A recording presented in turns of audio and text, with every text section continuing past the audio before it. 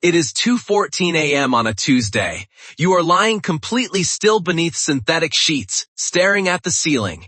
The air conditioner hums a dull, lifeless melody. Your body is physically exhausted, yet your mind is racing at a terrifying velocity. You are calculating hours. If you fall asleep right now, you will get exactly 4 hours and 46 minutes of rest before the alarm goes off. Your chest feels tight. A phantom weight sits on your ribs. You haven't run from a predator. You haven't starved. You haven't fought for your life. All you did today was sit in a padded chair, stare at a glowing rectangle, and type words onto a keyboard. Yet, your nervous system is screaming as if you are in mortal danger. We call this burnout. We call it anxiety. We drink caffeine to mask the fatigue and take melatonin to force the sleep.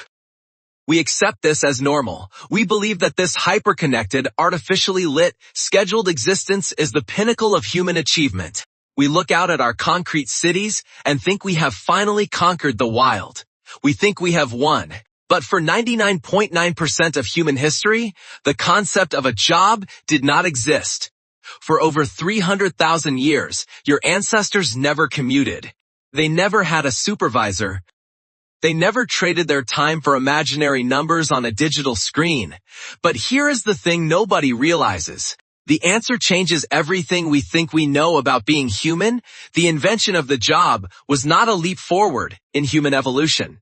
It was the moment we agreed to domesticate ourselves. Go back, strip away the concrete, strip away the electricity, the glass, the words, rewind the clock 30 millennia. You are asleep on the cold earth. But you are not waking up because a digital chime commanded you to. You wake up because the temperature has dropped and the frost is biting into your skin. You wake up because the embers of the tribal fire are dying and the absolute darkness of the wild is encroaching. Your eyes snap open and you are instantly entirely present. There is no grogginess. There is no lingering dread of an inbox waiting to be cleared. There is no performance review hanging over your head. There is only the damp smell of decaying pine, the freezing mud between your toes, and a singular absolute purpose woven into your DNA survival. Your stomach knots with a fierce hunger. But in this world, hunger is not anxiety. It is not a distraction. It is biological rocket fuel. It is an evolutionary cocktail of adrenaline and cortisol designed to make your vision sharper, your hearing more acute, your reflexes like lightning. When you step out of the cave to track a deer through the endless snow, time ceases to exist. Hours disappear into the rhythm of the hunt. You are not working. You are moving in a state of absolute flow, deeply tethered to the pulse of the earth. Your tribe moves beside you in silence, a synchronized pack. You do not hold meetings. You communicate with the tilt of a chin, the flick of a wrist, a shared glance. You are an apex predator. You are dangerous, vital, and fiercely alive. When the hunt is over, the work is over. When the beast is slain, you eat until your stomach is full. When you are full, you rest. You do not worry about tomorrow's quota.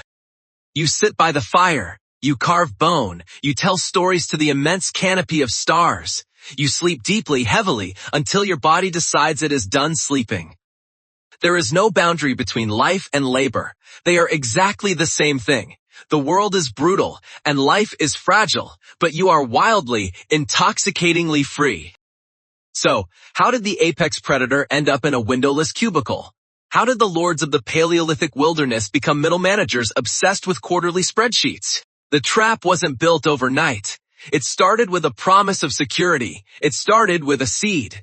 Around 5,000 years ago, in the ancient city of Uruk in Mesopotamia, archaeologists unearthed something terrifying. When they finally deciphered the world's oldest writing, they expected to find epic poetry. They expected to find profound philosophical texts or prayers to forgotten gods. They found timesheets.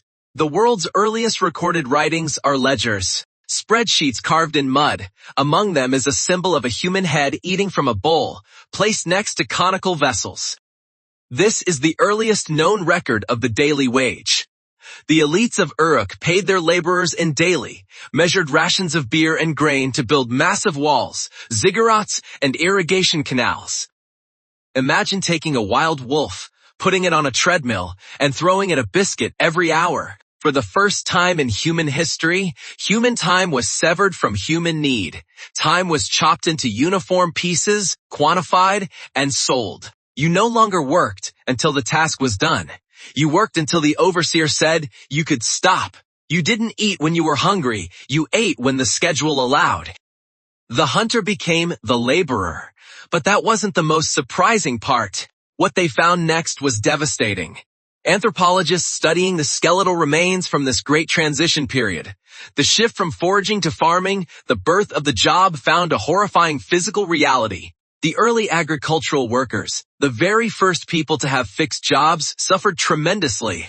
Their bones tell a story of misery. They suffered from severe malnutrition, stunted growth, and rampant infectious diseases.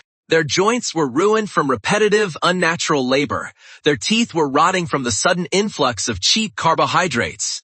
Their brain capacities actually shrank compared to their ancestors. Meanwhile, the hunter-gatherers still living on the fringes of these early cities were taller, stronger, had denser bones, and lived healthier lives. The job was a biological downgrade. We didn't invent the work schedule to serve humanity. The schedule was invented to harvest human energy. We domesticated wheat to feed ourselves, and in a cruel twist of evolutionary irony, the wheat domesticated us. We traded the vast, terrifying freedom of the wild for the cramped, predictable safety of the cage. And the cage has only grown smaller and the bars more invisible ever since. Look at what we traded. We traded the endless, open horizon for a windowless cubicle illuminated by fluorescent lights. We traded the thrilling, life-affirming adrenaline of the hunt for the chronic, slow-drip poison of cortisol brought on by a looming deadline. We traded the profound, communal warmth of the tribal fire for the cold, isolating glow of a computer monitor surrounded by strangers we call colleagues. We traded a life dictated by the sun and the seasons for a life dictated by the fiscal quarter and the alarm clock. Modern society tells you that if you are tired, you are weak. If you are burned out, you lack resilience. If you cannot focus on a meaningless spreadsheet for 8 uninterrupted hours, you have a deficit of attention. You are broken. You are told that your dread is a chemical imbalance. You are prescribed pills to numb the anxiety. You are sold productivity apps to squeeze out 10 more minutes of labor. You are told to practice mindfulness and meditation, not to achieve enlightenment, but so you can return to the office and work harder. It is a spectacular, gaslighting lie. You do not have a disorder. You are not broken. You are experiencing a profound biological betrayal. Your DNA is 300,000 years old. Your nervous system was forged in the freezing rain and the dense, terrifying jungle. Your brain was flawlessly designed by evolution to track subtle movement in the brush, to decode the imperceptible shifts in the wind, to explode into kinetic action to secure your survival, and then to rest. To rest deeply. To rest completely. You were never meant to sit perfectly still in a chair for 40, 50, or 60 hours a week.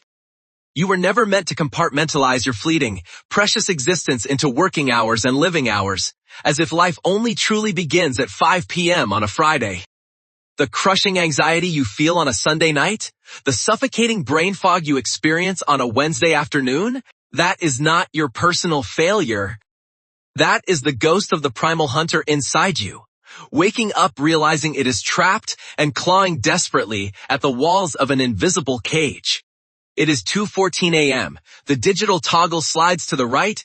The alarm is set. 6:30 a.m. Tomorrow, you will wake up before the sun. You will put on clothes you do not want to wear. You will travel through traffic to a place you do not want to be. And you will perform tasks that do not truly matter, all to earn abstract, digital numbers that merely permit you to survive another day in the cage we built for ourselves. You aren't tired because you need more sleep. You are tired because you are a hunter, waiting for a hunt that will never come.